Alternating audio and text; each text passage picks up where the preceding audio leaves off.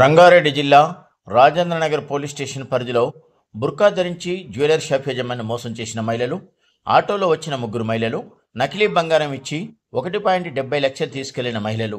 CCTV footage ఆధారంగా పోలీసులు case నమోదు చేసి దర్యాప్తు చేస్తున్నారు.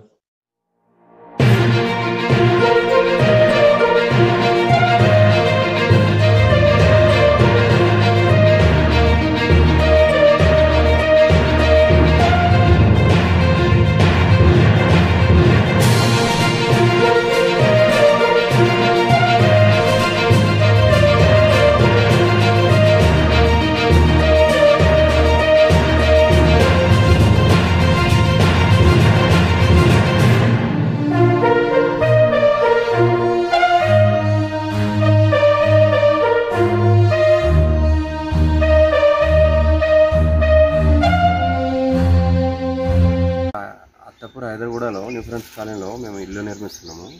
ఇల్లు నిర్మిస్తున్న నిన్న ఉదయం 4 గంటల సమయంలో ఒక ఆటోలో ఒక 5గురు ఆడవాళ్ళు ఈ ప్లేస్కి రావడం జరిగింది. వాళ్ళు పర్టికులర్గా కేబుల్ దొంగతనం చేయడానికి వచ్చినట్టు తెలుస్తుంది. ఈ లాక్ వేసిన ఈ గేటుని లాక్ పగలగొట్టుకొని లోపలికి వెళ్ళి కేబుల్ దొంగతనం చేయడానికి ప్రయత్నించారు. అయితే ఈ కేబుల్ ఆల్రెడీ దొంగతనం జరిగిపోయింది.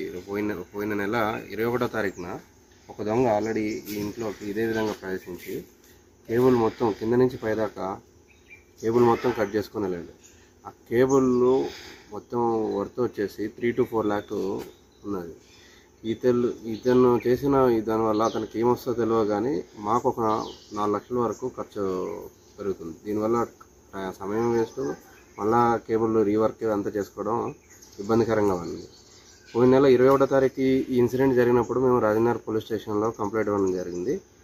దాని మీద వాళ్ళు విచారణ ఇస్తున్నామన్నారు. ఇంతవరకు విచారణ అనేది ముందుకు సాగుతుందో లేదో తెలియలేదు. మళ్ళీ ఇప్పుడు నిన్న జరిగిన సంఘటన మీద మేము ఈరోజు వెళ్ళి కంప్లైంట్ ఇస్తాము. దాని మీద ఎలా వాళ్ళు దర్యాప్తు చేస్తారని ఆశిస్తున్నాను.